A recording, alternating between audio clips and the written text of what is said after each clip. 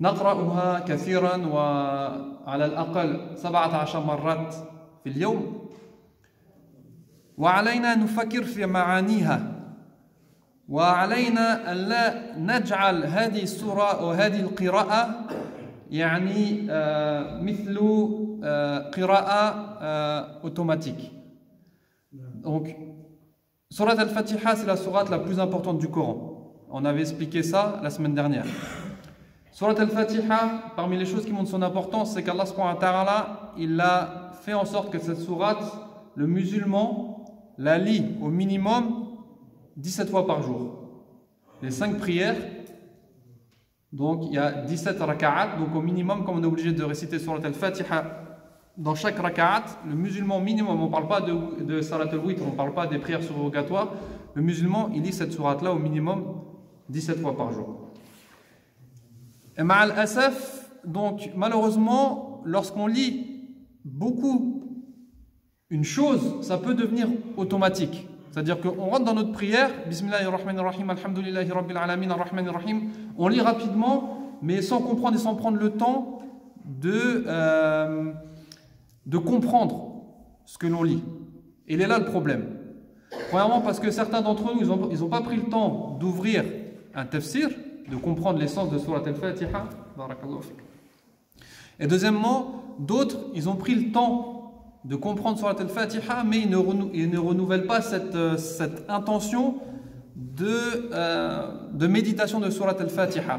Et dites-vous, mes frères, que si Allah subhanahu wa ta'ala nous a obligés de se répéter au minimum 17 fois Surat al-Fatiha par jour, c'est que cette sourate elle renferme des trésors, elle renferme surtout des principes que nous avons besoin quotidiennement.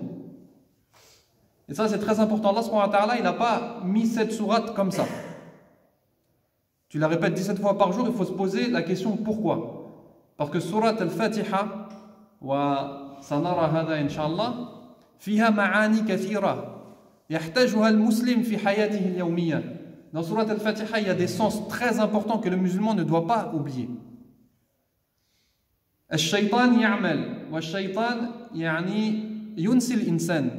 Shaytan, il vient et qu'est-ce qu'il fait? Il fait oublier l'homme. L'homme, il va oublier, mathalan, quand il est au travail, il va oublier le principe de l'akhira. Dans ta prière, tu lis Surat al-Fatiha, Malik yawmiddin. Ça te rappelle l'akhira, que comme tu es debout dans ta prière, tu seras debout devant Allah subhanahu wa ta'ala en train de répondre de tes actes. Si tu es au travail, tu te permets de tricher au travail.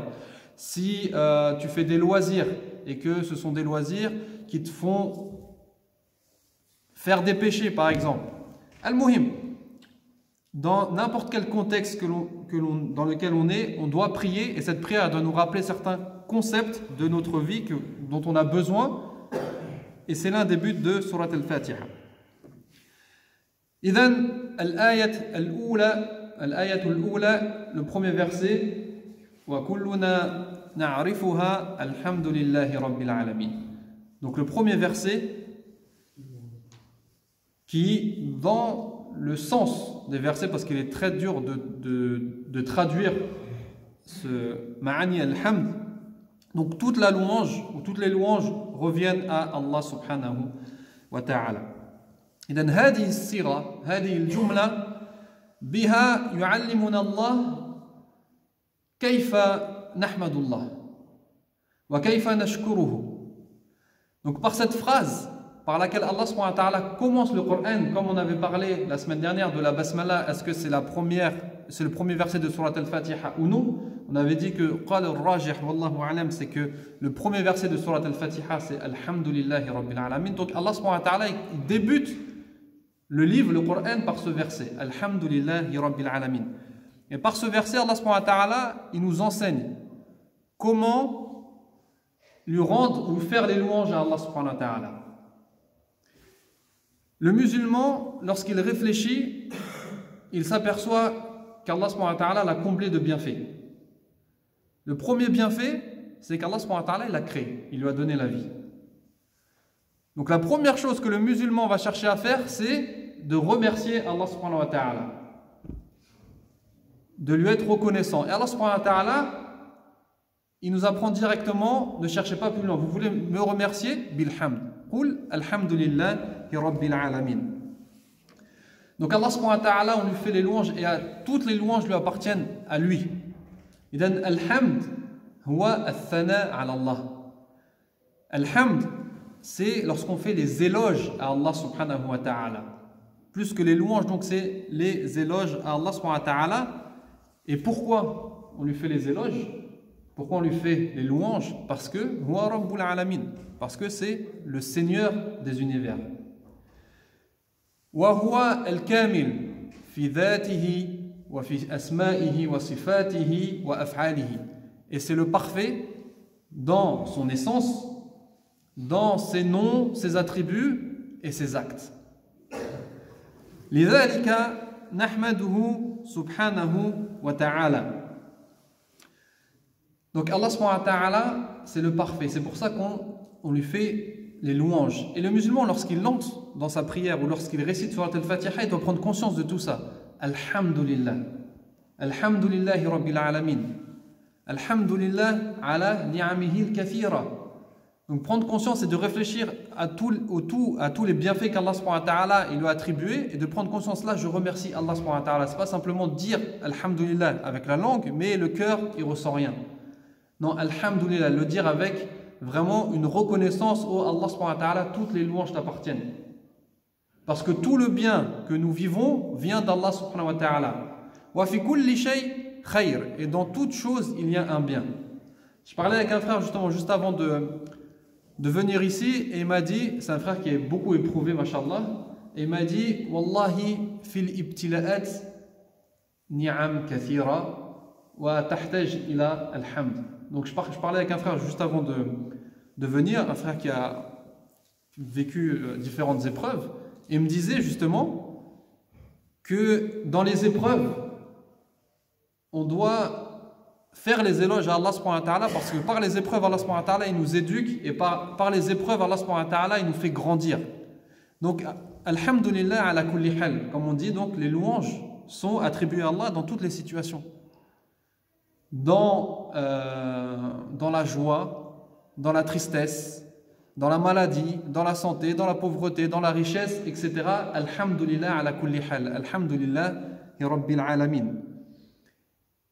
Et il faut éviter de faire comme certains qui, lorsqu'on les croise par exemple, pour montrer qu'ils ne vont pas spécialement bien, on va leur dire ça va, il va dire Alhamdulillah ala kulli hal. Mais c'est comme si en fait, voilà, on ressent que il dit cette phrase-là, mais son cœur il n'est pas apaisé. C'est comme s'il se posait cette question, je ne comprends pas pourquoi Allah subhanahu wa ta'ala il m'éprouve par ces situations, mais je dis quand même Alhamdulillah ala kulli hal parce qu'il faut le dire. Et il y a une autre erreur que beaucoup d'entre nous faisons, c'est que lorsqu'on rencontre une personne, on lui pose la question comment ça va, et souvent on dit ça va Alhamdulillah, on met un point d'interrogation. Donc est-ce que tu vas bien Alhamdulillah? Et je ne sais pas si vous comprenez l'erreur, le fait de mettre un point d'interrogation, c'est comme si tu demandais à la personne est-ce que là on fait les louanges à Allah ou pas? Hein? Ça va alhamdulillah? Mettre cette interrogation ici, c'est comme si, donc si ça va, on fait les louanges à Allah, on dit alhamdulillah, mais si ça va pas, on ne fait pas les louanges à Allah. Donc il faut faire attention à cette petite ponctuation. Hein? Ça va? Point d'interrogation. Alhamdulillah. C'est pas Alhamdulillah, on pose l'interrogation si on fait les louanges à Allah subhanahu wa ta'ala. C'est juste une parenthèse. Idan al-muslim alladhi yahmadullah yani yashkuruhu. Celui qui dit Alhamdulillah vraiment du fond de son cœur, il remercie Allah subhanahu wa ta'ala, et ça nous montre l'importance de la reconnaissance, du remerciement. Parce qu'Allah subhanahu wa ta'ala, il nous a fait, enfin il a commencé son livre par cette phrase-là, et il nous a, la première chose qu'il nous a appris, c'est quoi? C'est d'être reconnaissant. Que ce soit envers Allah subhanahu wa ta'ala, bien sûr, et aussi, également envers ses créatures.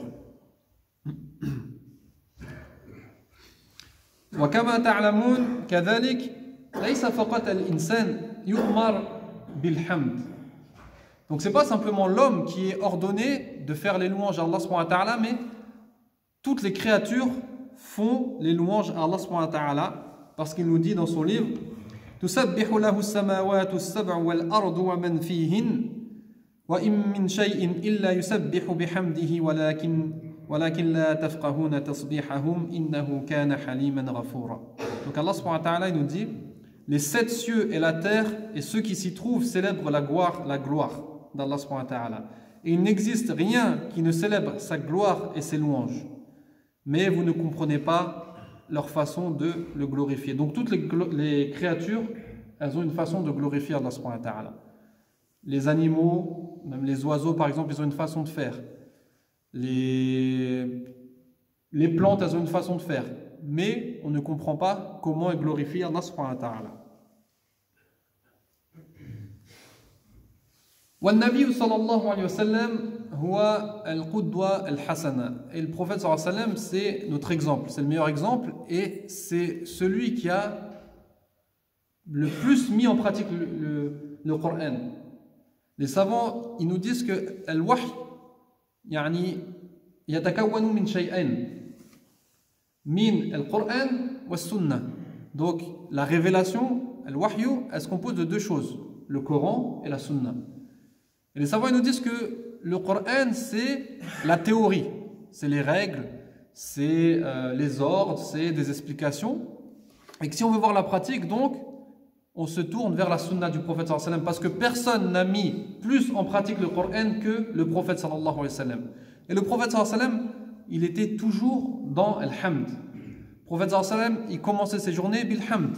Il commençait ses discours bil-hamd. Comme vous, il commençait ses khutbah al-jumu'ah par exemple bil-hamd. Vous entendez tous inna al-hamdalillah. Il s'endormait avec le hamd. Après manger, al-hamd. Donc toutes les situations, le prophète sallallahu alayhi wa sallam, il remerciait Allah subhanahu wa ta'ala. Et on peut même aller plus loin. Si on prend la racine du prénom Mohammed sallallahu alayhi wa sallam et de Ahmed, parce qu'un des noms du prophète sallallahu alayhi wa sallam c'est Ahmed. Ahmed, qu'est-ce que ça veut dire? C'est celui qui fait le plus de louanges à Allah subhanahu wa ta'ala. Et Mohammed, c'est celui qui fait les louanges et qui également mérite des louanges. Wa alhamdulillah, yani غالبا نقول هذه الجملة مع جملة أخرى وهي سبحان الله. Donc on peut voir que souvent dans les adhkar, par exemple dans les invocations du matin du soir, on a cette phrase alhamdulillah qui est souvent reliée avec subhanallah. Subhanallah walhamdulillah, subhanallah wa bihamdih, subhanallah al-azim, etc. Il faut bien comprendre cette phrase-là, ces deux phrases-là, pour vraiment vivre nos invocations et nos évocations. On a dit que le fait de dire alhamdulillah, c'est le fait d'admettre qu'Allah subhanahu wa ta'ala c'est le parfait. On affirme la perfection à Allah subhanahu wa ta'ala. Le fait de dire subhanallah, subhanallah c'est le fait de nier toute imperfection à Allah subhanahu wa ta'ala. C'est de dire qu'Allah subhanahu wa ta'ala est exempt de tout défaut. Quand vous dites donc subhanallah, vous dites qu'Allah subhanahu wa ta'ala il est exempt de tout défaut. Et quand vous dites alhamdulillah, vous confirmez, vous affirmez que c'est le parfait. Donc ces phrases elles se complètent. On a une négation et on a une affirmation. Allah subhanahu wa ta'ala il est parfait par la négation de subhanallah, pas de défaut. En ce qui concerne Allah subhanahu wa ta'ala, que ce soit dans son entité, que dans son essence, que ce soit dans ses noms, ses attributs et ses actes, mais au contraire, alhamdulillah, on fait le hamd à qui? À celui qui est parfait, et c'est pour ça que alhamdulillah, alhamd, que Allah subhanahu wa ta'ala mérite d'être loué ou mérite toutes les louanges. وكما تعلمون كذلك فيه ثواب عظيم. Il y a beaucoup de mérite à dire alhamdulillah. مثلا في الحديث المشهور يقول النبي صلى الله عليه وسلم الطهور شطر الإيمان والحمد لله تملأ الميزان وسبحان الله والحمد لله تملأان أو تملأ ما بين السماء والأرض. Donc le prophète sallallahu alayhi wa sallam, il y a beaucoup de hadiths qui nous parlent des mérites de cette parole-là, de dire alhamdulillah wa subhanallah. Et dans le hadith qui est connu, qui fait partie des 40 hadiths Nawawiya, le prophète sallallahu alayhi wa sallam, il nous dit la purification est la moitié de la foi, et le fait de dire louange à Allah, alhamdulillah, remplit la balance. Donc si vous voulez remplir la balance, remplissez donc votre dhikr de alhamdulillah. Dire gloire et pureté à Allah, et louange à Allah, subhanallah wa alhamdulillah, remplit l'espace compris entre le ciel et la terre. Donc, beaucoup de récompenses. Il y a d'autres hadiths que l'on citera à la fin si on a encore du temps. Alhamdulillahi Rabbil Alamin. ما معنى رب العالمين؟ إذن الرب أولا هو اسم من أسماء الله سبحانه وتعالى. Donc la première chose qu'on peut dire, c'est que Rabb, qu'on traduit par Seigneur, c'est un nom parmi les noms d'Allah subhanahu wa ta'ala. والرب يعني الذي هو الرب لابد أن يكون فيه أوصاف. Donc celui qui se qualifie de Rabb, il est obligé d'avoir des caractéristiques. Parmi ces caractéristiques, il y a Al-Khalq. Al-Khalq qui est la création. Allah subhanahu wa ta'ala, quand on dit Rabbul Alamin, on affirme qu'Allah subhanahu wa ta'ala c'est celui qui a créé. Thaniyan, Al-Mulk ou Al-Milk, la possession, la royauté. Allah subhanahu wa ta'ala c'est celui qui a créé et c'est celui qui possède. Wa thalithan, Al-Tadbir, la gérance, le contrôle. Donc quand on dit Rabbul Alamin, on dit qu'Allah subhanahu wa ta'ala c'est celui qui a créé, Al-Khaliq, c'est celui qui a Al-Malik, celui qui possède, et c'est celui qui gère, donc Al-Mudabbir. Et bien sûr, en dessous de ces trois noms, il y a d'autres noms d'Allah subhanahu wa ta'ala qui viennent s'ajouter. Parce que c'est également Al-Raziq, celui qui donne la subsistance, par exemple.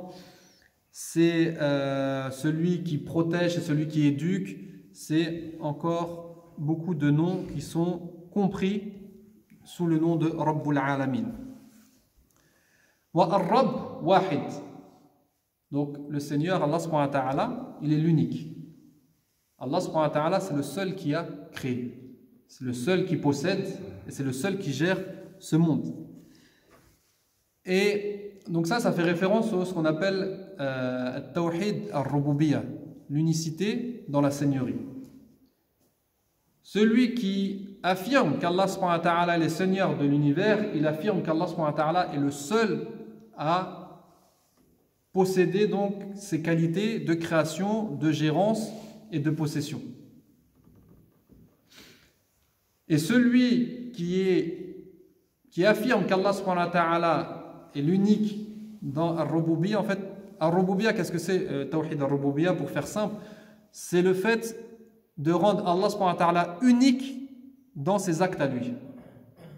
C'est le fait de rendre Allah subhanahu wa ta'ala unique dans ses actes à lui. Contrairement au Tawhid al-Uluhiyyah, qu'on va voir tout à l'heure, l'unicité dans l'adoration, c'est le fait de rendre Allah unique par nos actes à nous. Je prie que pour Allah, je sacrifie que pour Allah, je fais confiance qu'à Allah, etc. Et donc Allah subhanahu wa ta'ala huwa Rabbul Alamin. Et dans cette phrase, Allah subhanahu wa ta'ala, donc, il nous dit qu'il y a deux choses. Il y a Ar-Rabb wal Alamin. Allah subhanahu wa ta'ala, c'est le Seigneur des univers. Mais il y a deux catégories. Il y a Al-Khaliq wal Makhlouq. Il y a Allah subhanahu wa ta'ala, le créateur, et les créatures. Tout ce qui n'est pas Allah subhanahu wa ta'ala, ça tombe dans Al-Alamin. Pour faire simple. Tout ce qui n'est pas Allah, tout ce qui n'est pas le créateur, ça rentre dans Al-Alamin. Donc, Allah subhanahu wa ta'ala huwa Rabbul Alamin. Allah subhanahu wa ta'ala, c'est le Seigneur de toutes choses. Et l'Alamin, donc des univers ou des mondes, le Seigneur des mondes, Allah subhanahu wa ta'ala, il nous indique par ce verset-là qu'il y a différents mondes. Il y a le monde des humains, par exemple, il y a le monde des djinns, il y a le monde des anges, il y a le monde des animaux, il y a le monde des plantes, etc. Allah subhanahu wa ta'ala, il a créé différents mondes. Et il nous l'explique dans ce verset-là, ce premier verset. Alhamdulillahi Rabbil Alamin, ce verset que l'on récite parfois sans prêter attention, mais lorsqu'on commence à réfléchir au sens de ce verset-là, qu'Allah subhanahu wa ta'ala, c'est celui qui a créé ces mondes-là, celui qui les possède et c'est celui qui les gère. Donc prenons le temps, lorsqu'on récite Surat Al-Fatiha, de prendre conscience de la grandeur d'Allah subhanahu wa ta'ala. Et comme je vous ai déjà dit, on peut faire des cours et des cours sur l'explication de Surat al-Fatiha, et rien que sur ce premier verset, on aurait pu encore parler longtemps. Mais pour faire court, parce que c'est pas le but de ces assises, c'est pas de faire du tafsir en profondeur, mais de comprendre le sens général du verset. Je finirai l'explication de ce verset-là en vous montrant l'importance de ce verset-là, parce que de cette parole-là, alhamdulillah, parce que c'est la phrase que les musulmans ou que ceux qui rentrent au paradis vont dire lorsqu'ils rentreront au paradis. Allah subhanahu wa ta'ala, il nous dit دعواهم فيها سبحانك اللهم وتحيتهم فيها سلام وآخر دعواهم أن الحمد لله رب العالمين. Là, donc, lorsqu'ils vont rentrer au paradis, leur invocation sera gloire à toi, ô Allah, et leur salutation salam, et la fin de leur invocation sera louange à Allah, Seigneur de l'univers. Alhamdulillah ala kulli hal, alhamdulillah في الدنيا والحمد لله في الآخرة. الرحمن الرحيم. تكلمنا عن هذه الجملة أو هذه الأوصاف. Donc la semaine dernière, on a parlé de Ar-Rahman et Ar-Rahim et on avait dit que Ar-Rahman wa dhu Ar-Rahma al-wasi'a al-amma. Donc Ar-Rahman, c'est le possesseur de la grande Rahma, de la grande miséricorde qui touche tout le monde, et que Ar-Rahim, c'est le possesseur de la miséricorde particulière aux musulmans dans ce bas monde et dans l'au-delà. Particulière aux musulmans dans ce bas monde par Al-Hidayah, la guidée, et particulière dans l'au-delà avec le pardon et l'entrée au paradis. Et on avait vu également que par la basmala, Allah subhanahu wa ta'ala, il nous fait comprendre que Bismillahirrahmanirrahim, Alhamdulillahi Rabbil Alamin, donc la création de ce bas monde, elle est précédée de Rahma, Ar-Rahman Ar-Rahim, Malik Yawmiddin. Donc là on retrouve encore Ar-Rahman Ar-Rahim, et ensuite on parle de l'au-delà. Donc le bas monde il est précédé de Rahma, et l'au-delà il est précédé de Rahma.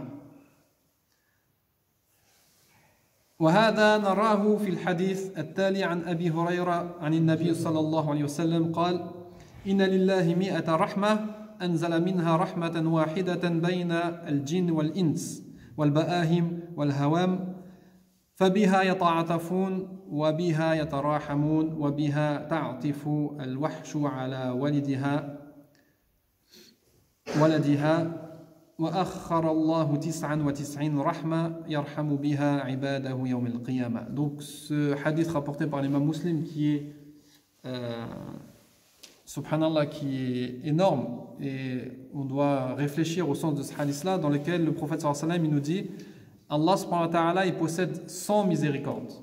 Il en a descendu une seule que les djinns, les hommes, les oiseaux, les bestiaux et les animaux rampants se partagent. Donc tout ce que vous voyez, toute cette création dans ce bas monde, c'est le fruit de une rahma d'Allah subhanahu wa ta'ala. Par elle, il manifeste les uns pour les autres de la tendresse et de la compassion. Il a réservé 99 miséricordes par lesquelles il fera miséricorde à ses adorateurs le jour de la résurrection. Pour montrer que al-akhira, yani rahma. إذن الحمد لله رب العالمين الرحمن الرحيم مالك يوم الدين. Donc là, on parle de miséricorde. Et Allah subhanahu wa ta'ala يعني كي يقطع يعني الرجاء بدون حدود ينبئ المسلم والإنسان ويخبره أنه مالك يوم الدين. Donc ce verset-là, il vient couper l'espoir qui n'a pas de limite de certains qui disent de manière Allah subhanahu wa ta'ala il est miséricordieux. Allah subhanahu wa ta'ala il dit je suis miséricordieux, ma miséricorde touche ce bas monde et l'au-delà, mais vous aurez des comptes à rendre. Yawm al-qiyamah, Donc Allah subhanahu wa ta'ala huwa Malik Yawmiddin. Et Malik, c'est, comme on l'a vu, c'est le possesseur, celui qui possède Yawmiddin, le jour de la rétribution. Et Yawmiddin, la rétribution, c'est une rétribution spéciale, parce que c'est une rétribution en toute justice et en pleine justice. Et ça ouvre, malgré la personne qui va se rendre compte, qui va rencontrer Allah subhanahu wa ta'ala, normalement ça va lui apporter de la crainte. Hein. Dans le verset précédent, on était dans Ar-Raja, dans l'espérance de la miséricorde d'Allah, et là on est dans la crainte. Et même si on remonte au premier verset, on peut voir que Alhamdulillahi Rabbil Alamin, yani nafham min hadi al-aya al-hub. On comprend du premier verset l'amour pour Allah subhanahu wa ta'ala, parce qu'on ne peut pas faire les louanges de quelque chose ou de quelqu'un que l'on n'aime pas. Si on enlève cet amour, ça devient un compliment. Ça ne devient pas une louange ou une glorification. Et si on remarque bien, al-hub, wal-raja, wal-khawf, il y a arkan min arkan al-ibada. Et si on réfléchit bien, donc l'amour, l'espoir et la crainte, ce sont les piliers de l'adoration. Donc Allah subhanahu wa ta'ala, dans ces trois versets, il nous explique qu'est-ce que c'est que l'adoration. Si je prie Allah subhanahu wa ta'ala, c'est parce que je l'aime. Si je prie Allah subhanahu wa ta'ala, c'est parce que j'ai espoir en sa miséricorde. Et si je prie Allah subhanahu wa ta'ala, c'est parce que je crains Allah et je crains Yawmiddin. Je ne crains pas simplement la colère d'Allah, mais je crains de décevoir Allah subhanahu wa ta'ala. Hein, quand on parle de l'khawf, quand on parle de la crainte, c'est pas simplement la crainte comme une personne peut avoir peur de son père ou peur de... Non, il y a cette peur de décevoir Allah subhanahu wa ta'ala et de rencontrer Allah subhanahu wa ta'ala en sachant qu'Allah subhanahu wa ta'ala n'est pas satisfait de nous. Donc dans ces trois versets, ça c'est pour vous montrer que lorsque l'on rentre dans les sens du Coran et qu'on réfléchit au sens du Coran, on trouve des choses impressionnantes. Trois premiers versets de Surat Al-Fatiha, Allah subhanahu wa ta'ala nous explique les trois piliers de l'adoration. Idan Al-Malik, c'est celui qui possède, c'est le souverain. Et comme vous savez, on a Malik dans une lecture, Malik Yawmiddin en Hafs, et on a Malik Yawmiddin sans la prolongation. Et donc ces différentes lectures, elles ne sont pas là simplement pour faire joli ou pour... ça a des sens, ces différentes lectures, elles se complètent. Et les savants, ils nous disent qu'il y a entre ces deux mots, Malik et Malik, il y a donc... ces deux lectures se complètent. Parce que Malik, c'est celui qui possède, c'est celui, le souverain. Donc Allah subhanahu wa ta'ala, c'est celui qui possède le jour de la résurrection. Et le Malik, sans le alif, c'est celui qui contrôle, c'est celui qui gère. D'accord? Donc Allah subhanahu wa ta'ala, c'est le Malik et le Malik. C'est celui qui possède ce jour-là et c'est celui qui fait ce qu'il veut ce jour-là. Et ça, c'est pour répondre à ceux qui pensent qu'ils sont des Malik ou des Malik fi dunya. Il n'y a pas de Malik et Malik fi dunya. Dans ce bas monde, on va tomber sur des gens qui possèdent mais ne contrôlent pas ou ne gèrent pas. On va voir des riches, par exemple, qui ont des maisons, des sociétés, plein de choses. Mais rares sont ceux qui ont et qui contrôlent. En général, c'est le président, par exemple, ou les rois. C'est eux qui contrôlent, qui font des lois, mais ils ne possèdent pas grand-chose. Et même s'ils possèdent et contrôlent, ça va durer qu'un temps. Alors qu'Allah subhanahu wa ta'ala, si c'est Maliki Yawmiddin ou Maliki Yawmiddin, c'est encore plus simple pour lui d'être Maliki Dunya et Malik Dunya. D'accord? Donc dans ce verset-là, Allah subhanahu wa ta'ala, il répond à ceux qui prétendent posséder ou ceux qui prétendent gérer. Allah subhanahu wa ta'ala, il affirme que lui, la gérance et la souveraineté absolue, parce qu'il gère et il possède Yawmiddin, et donc il possède ce bas monde.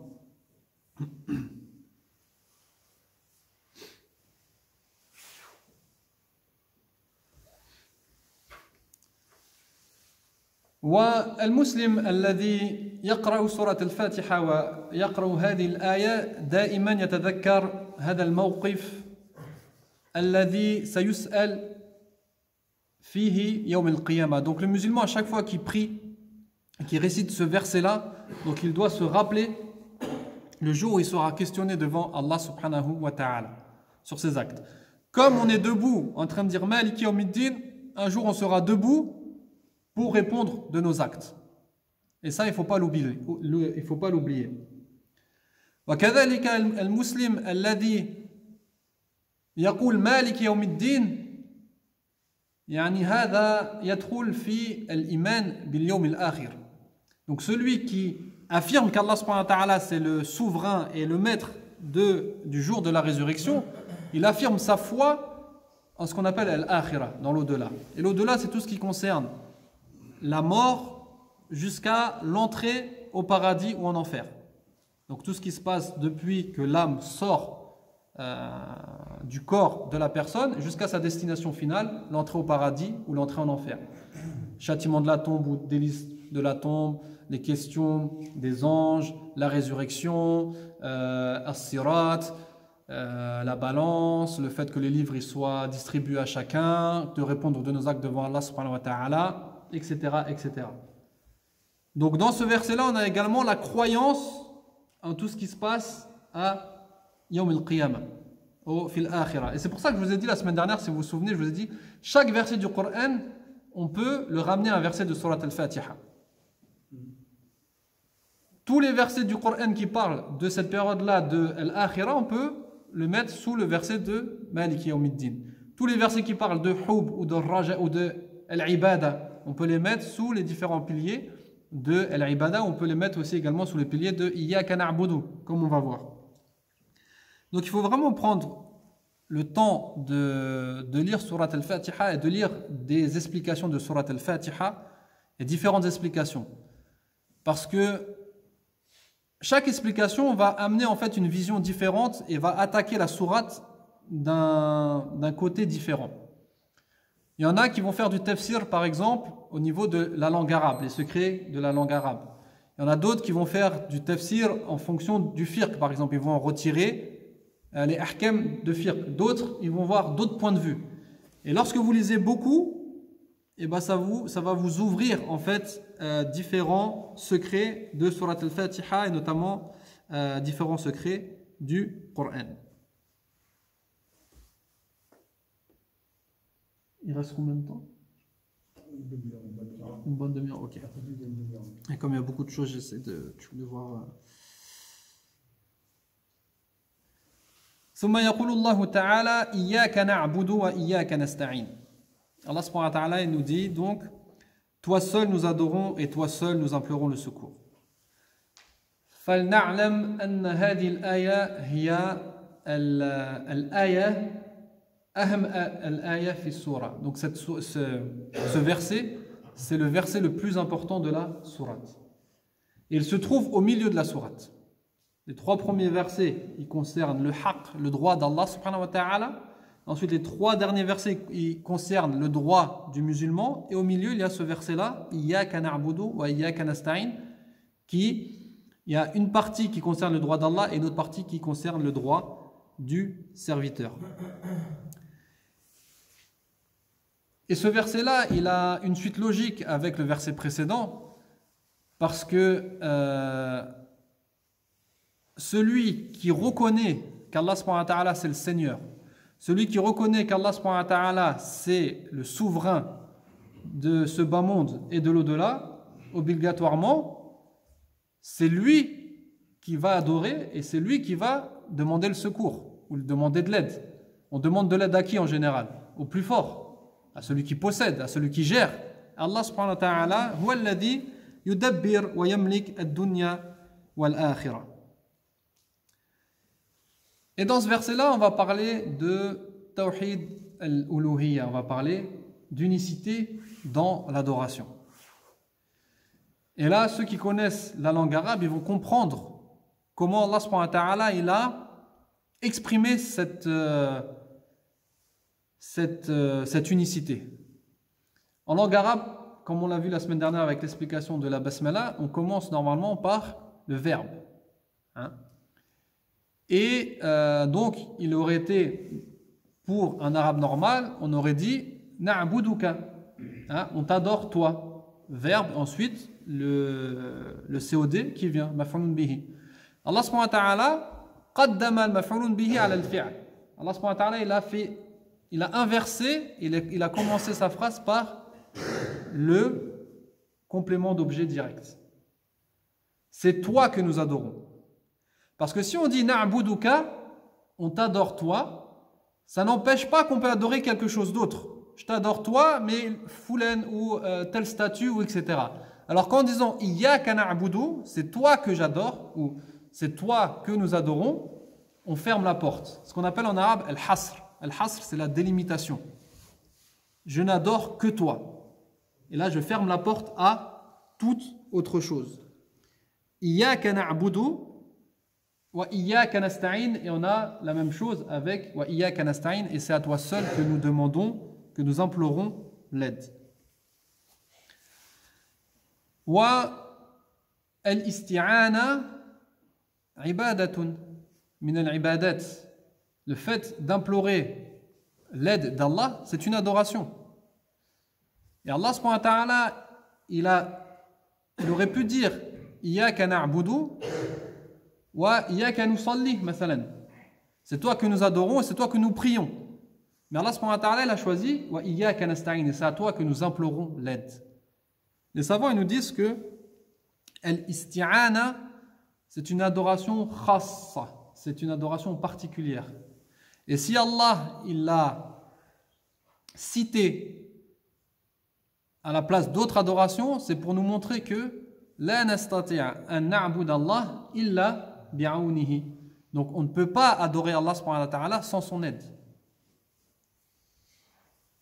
Donc lorsque vous voulez faire quelque chose, vous voulez faire une adoration, la première chose à faire, c'est de demander à Allah subhanahu wa ta'ala.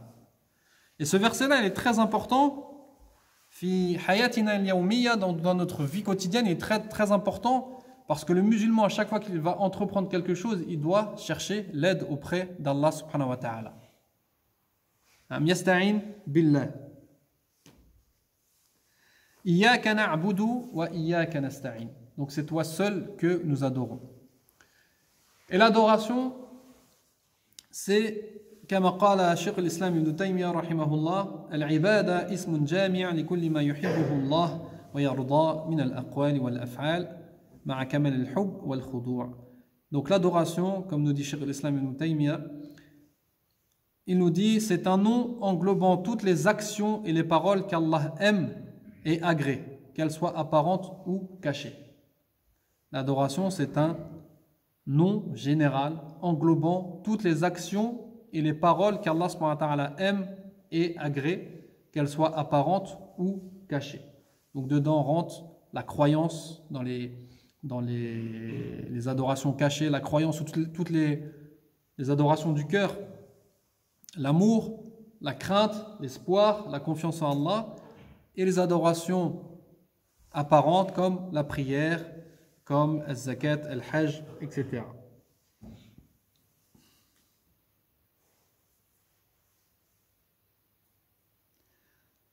وكلنا نحتاج إلى أحد يعني يساعده في أموره كلها. Donc chacun d'entre nous, on a besoin de quelqu'un, on a besoin d'aide. Et malheureusement, on se tourne souvent vers les créatures et on oublie le Créateur. Et ça, cette ayah, elle nous rappelle tous les jours, 17 fois par jour, que si tu as besoin de quelque chose, demande-le à Allah subhanahu wa ta'ala. On a tendance à aller